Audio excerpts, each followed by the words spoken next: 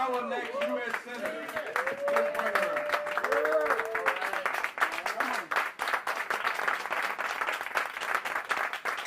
Oh, man.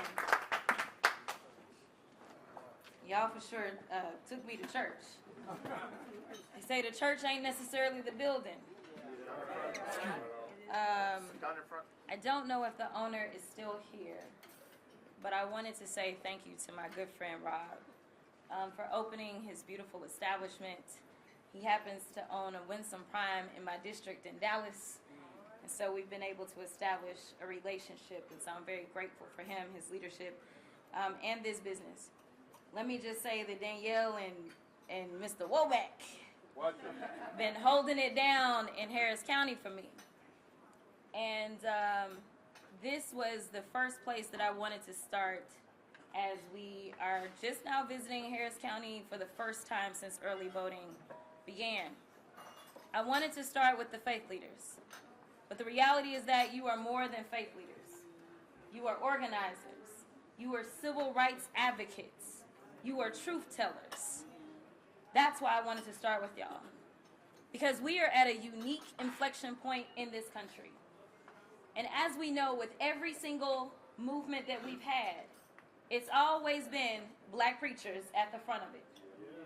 Now, some people would say, well, black preachers were only doing things for black folk, but the reality is that the change that black preachers have led has benefited this entire country. It's kind of like the labor of black women. The labor of black women has consistently benefited this country. I dare somebody to tell me otherwise and tell me how it is that black women have ever hurt us. Last time I checked, especially when it comes to the Democratic Party, there is one group that has never faltered. It is black women. So, as people have a lot of opinions, I just want to be clear about what the facts are, especially from a historical standpoint. When it comes down to those close wins, it is black women that have taken them over. So here it is. There have been so many people that have theorized about what it takes to win in Texas. They have told us what will work, what won't work, and the reality is that in the last 30 years, ain't none of it worked. I'm just saying. They tell you to keep doing the same thing over and over, insisting that it will yield a different result. They keep looking at a different candidate in this race and wondering whether or not that candidate can do it. I'm here to tell you that I got into this race knowing that on the day that I decided that I woke up as a black woman. I got into this race knowing that there would be unique challenges to my candidacy simply because, unfortunately, America can't get over herself. I woke up knowing that the reality is that I didn't become the 55th black woman nor elected to the Congress, and the 22nd black woman ever elected to the State House, and the 4th black woman elected to go to D.C. from Texas. I can tell you that my path has always been a little different and a little bit more challenging. But the reality is that I have always risen to every single challenge in my life. This time will be no different. There are those that believe that there's no way that you can just go and get new voters to turn out. There's no way that you can increase that because we never get that done. The only way you're going to be able to win is to go and get people who love Trump down and convince them that somehow there is a place for them over here. The reality is that whatever Republicans, whether they are Trump Republicans or otherwise, if they are going to cross over, they are going to cross over because they understand that their circumstances have changed. They understand that the con-in-chief did just that and conned a bunch of people. They will understand that he has done nothing but harm them. As it was mentioned, the Supreme Court finally decided to get up and do their jobs. It only took them about a year, but listen, better late than never, I guess. And frankly, I'm still surprised that they did their job. Because I don't understand how it is that they decided that a president would have presidential immunity. And they only needed to decide that once we had a 34-count convicted felon. But nevertheless, I digress. Our people are hurting. It doesn't matter your political affiliation. Most people can't afford the cost of housing. In Texas, we lead in uninsured, and they only made it worse. And a lot more people are saying, if I've got to choose between keeping a roof over my head or paying this insurance premium, I am going to keep the roof over my head. There are a lot of people that cannot afford the price of food right now.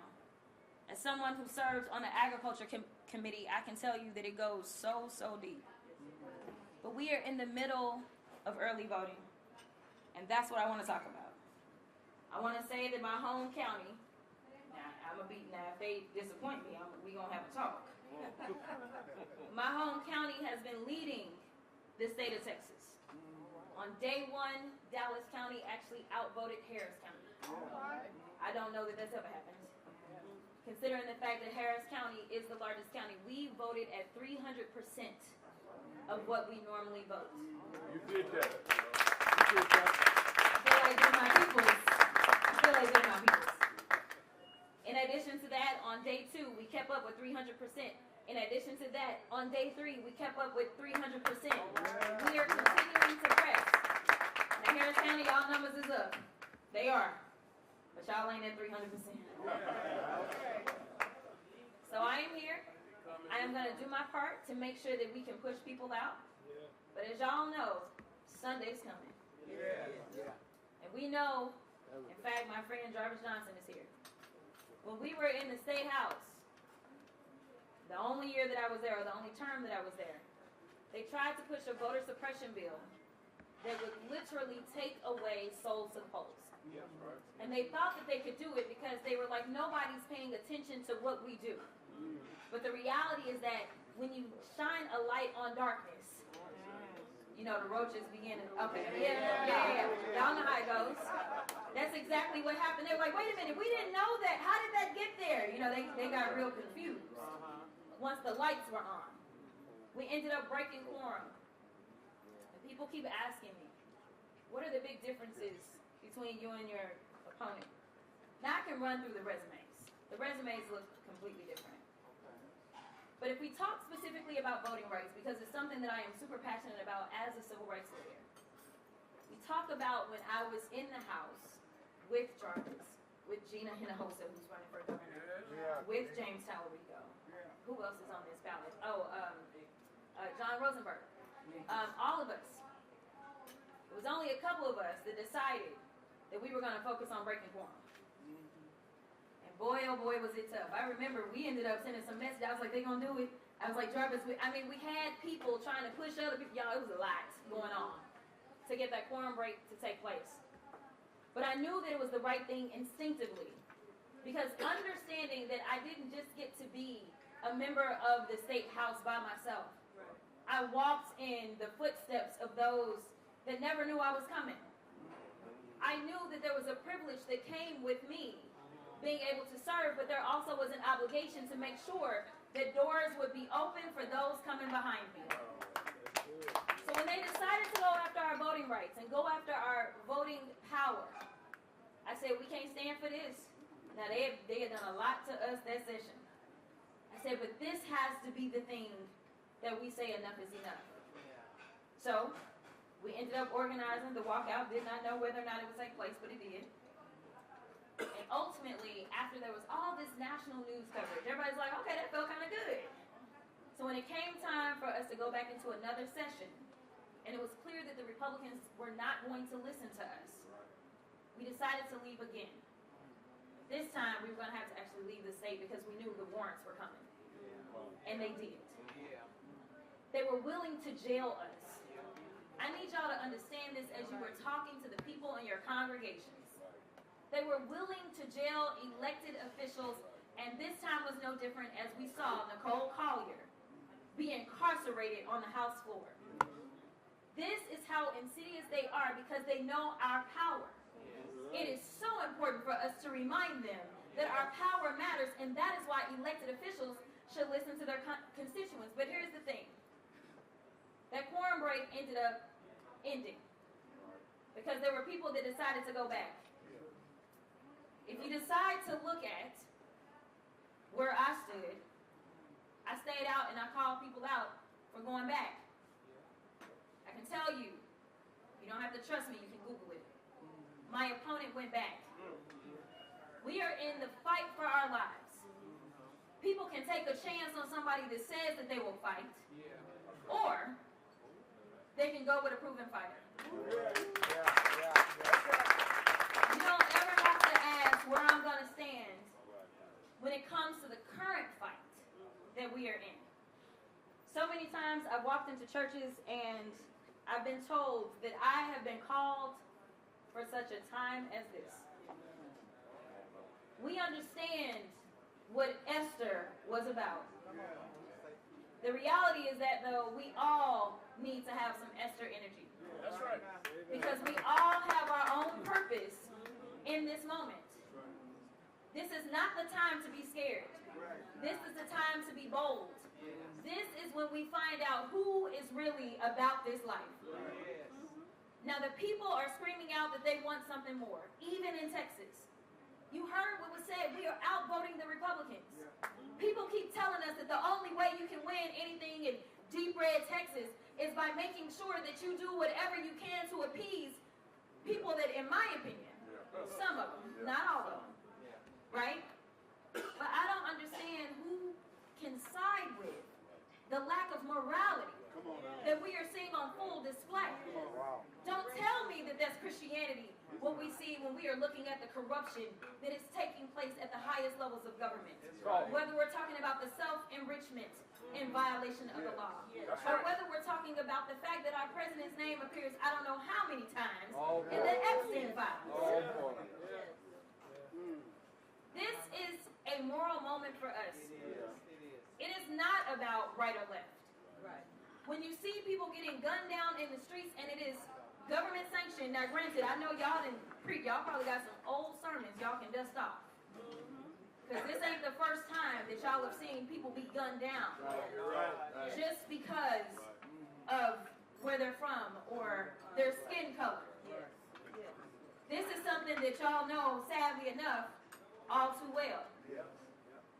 But let me give you the facts, because all the distractions are out.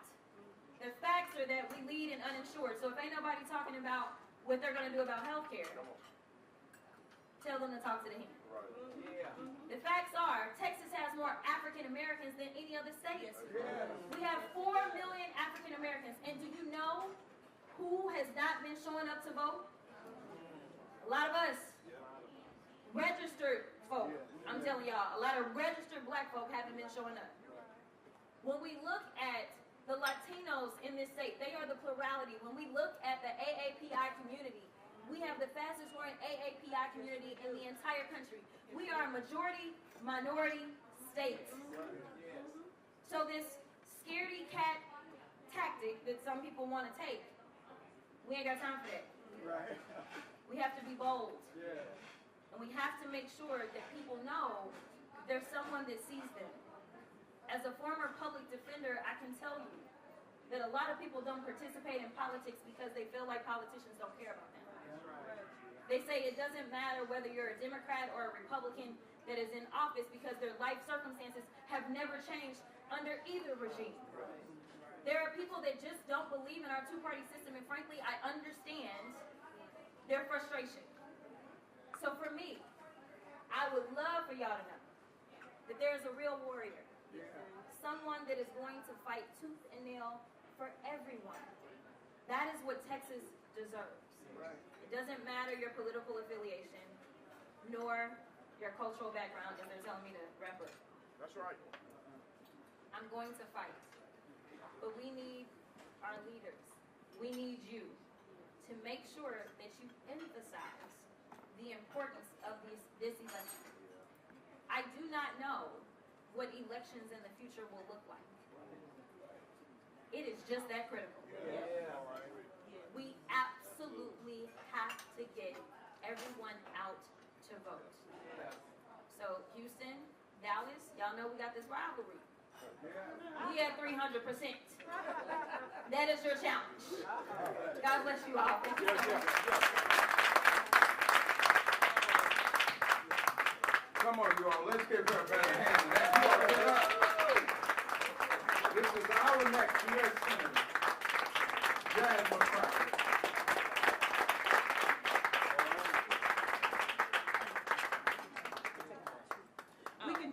2 or 3 questions for the Congresswoman. Does anyone have any questions for her? Now, I know y'all not shy in this room. Okay. You ain't got to. I'll be shy. No, so what you're saying is very true. A lot of the people who will not vote feel like their vote does not matter. So what do you say to those people that say, I voted, a long time ago and never changed anything? Why should I vote? My answer is you have to change the people that are being elected to office. One of the things that I try to educate, so in my representation in general, I try to educate people without overwhelming them. So one of the things that I've talked to people about, I'm like, all right, when you go out and you buy something, you pay a sales tax. When you have to file your income taxes, you pay taxes. So like if you own a home, you're paying property tax. So I'm like, where do you think that money goes? Like, do you really want to be paying money and then have no say-so in who's going to decide how it's spent? It makes people look at it differently because that's the reality. You normally would not put a bunch of money into something and then say, oh, go do whatever you want to. But that is what it amounts to. And ultimately, I tell people that you may not do politics, but politics will do you. Because every single part of your life is somehow impacted by politics. So then I start to draw the lines.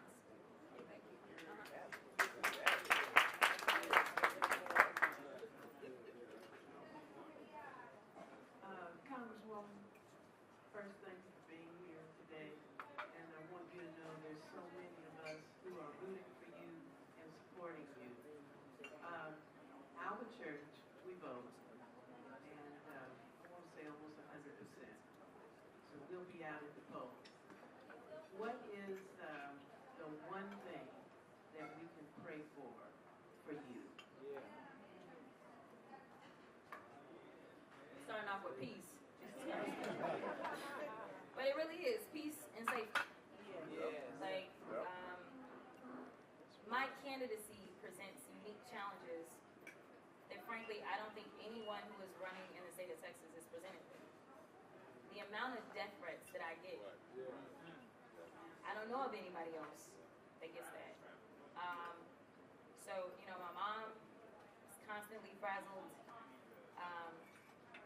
But for me, I do think about those civil rights leaders, those people that were bloodied and bludgeoned and killed and jailed, not knowing whether or not the work that they were pushing forward with would ever matter.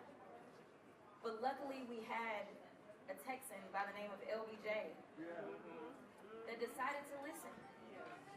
And so we got the Civil Rights Act, we got the Voting Rights Act. But as of now, we have been retrogressing for some time. But I just don't believe, as they say, he brought me this far to leave me. So, just peace and safety. Good. Oh, were you? I think we had a question here. I thought it was, yeah, that's Right here. Congressman, what did you offer as a common resource to help us get the message out to our community? Oh, that's a good one. Common resources to help get the message out. I think each of you know how to best communicate with your congregation. I don't really subscribe to this idea of doing everything the traditional way. So you know how to best communicate. I know some of y'all churches got text systems where you're able to text out and tell people it's time. There are some of you that your voices are on radio where you're able to get the word out and tell people that it's time. Obviously, as you are standing behind the pulpit, it's easy enough to say that it is time. I do think that it is important, depending on what county you're in, to make sure that you are directing everyone in your congregation to go to the local county elections official website. Because just because voting hours may be one thing one place, it's not necessarily the same in another county. So I think that that's best to minimize confusion. The other thing that I'll say is that there's been a lot of talk about the SAVE Act. I do want to address this really quickly. A lot of people were saying the SAVE Act passed. It did pass the House. It did not pass the Senate, and it's not been signed into law. But this is part of voter suppression. It's confusion. So people are confused right now. So nothing has changed about the way that you vote. You still just take your ID and you're good to go. Also, some people don't realize that even if your ID is expired, you should be able to use it for, I believe, up to 2 years. So just tell people the best thing that you can do, just go in, try to vote. Ultimately, if somebody says for some reason you aren't able to vote, have them cast a provisional ballot. In addition to that, I know that there was a lot of talk previously about those who have been formerly incarcerated. Formerly incarcerated folk in the state of Texas, they can vote so long as they are not currently on any papers. So no parole, no probation. They can vote. So there's a lot of misconceptions out there about that as well. The final point that I'll make, actually 2 final points. One of those points is that some of the Republicans have decided to engage in another scheme because they really are scared. John Cornyn said, if y'all choose wrong, y'all may lose. I'm telling you, they are really scared. Outside will convince us that this can't happen. But on the inside, they are very nervous. This is why the governor is spending over $1 million a week right now against me as we walked into the primary, which makes no sense either.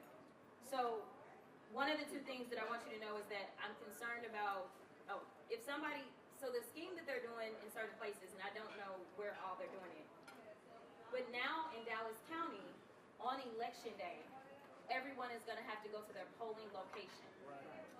That's what they decided to pull in Dallas County to hopefully shave off some votes wherever they can. Now, we are voting countywide right now in Dallas County, and normally we get to go wherever you want to, even on election day. The Republicans pulled a fast one. So that's why I'm saying make sure you're connected with your local county administrator so you know exactly kind of what's what.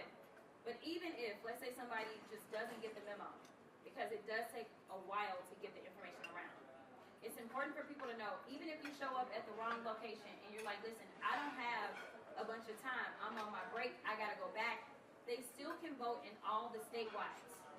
So if they say, you know what, I was gonna vote for Jasmine, it does impact people like drivers. It will impact those that are running in a district. But if something goes wrong, they still can vote in the statewide no matter where they are, okay? All the statewides. The final point that I'll make is that Donald Trump has talked about federalizing elections. Okay. So with this, I don't know what all they're up to. We are working on this, and come the general election, we're going to have a lot of work to do as it relates to protecting the vote in November. But we know that they said, we will leave Minnesota and stop killing your people if you just give us your voter rolls. They then went into Georgia.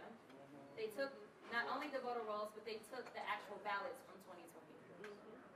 And in Texas, they just gave over the voter rolls.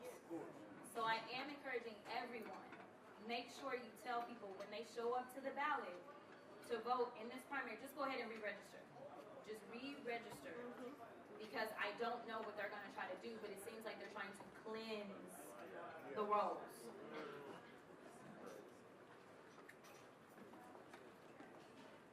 Okay, this will be Thank our you, last question. Congresswoman.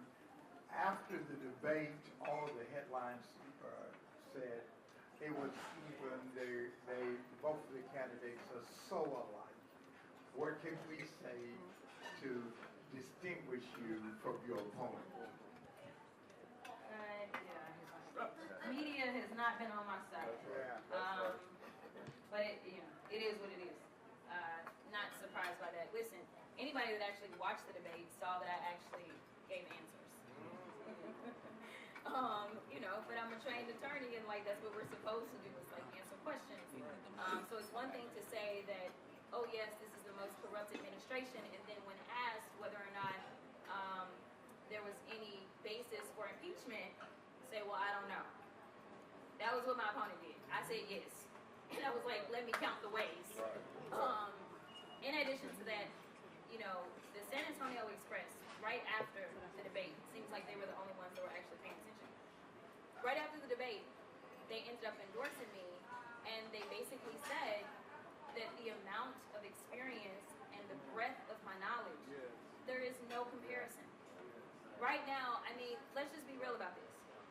if you had a job availability for a U.S. senator, and 2 resumes came in. One resume said that one person had taught school for 2 years, and then went off to the state house, and then while being at the state house, became a charter school consultant. That's one resume. The other one is small business owner, licensed attorney for 20 years, state representative, practice law, like litigation, licensed in both Texas and Arkansas, did it on the state and the federal levels, and was already on the federal level and crafting legislation. Where would the discrepancy be for the job? Because my big deal has been this. Let's talk about qualifications. I didn't run because I'm a black woman. I ran because I'm qualified. That's right. So honestly, it's just a matter of like, if you literally want to look at that, and then, you know, I am the person that is consistently willing to ruffle feathers when need be. Now, it doesn't mean that I don't know how to work together, because I have and I do. John Cornyn and I have a piece of legislation that was signed into law by President Biden together. That is why A.G. Paxton got him a twofer and went out and attacked me and Cornyn in an AI-generated video, because it doesn't go viral when you go and do the governance. But the reality is that I actually have long receipts. So I would tell people, you can go to our websites, look at our issues pages. That tells the whole story. I wasn't allowed to say that I was experienced without actually laying out a small portion of the almost, I think I've done close to 2,000 pieces of legislation. Like, I mean, like, it's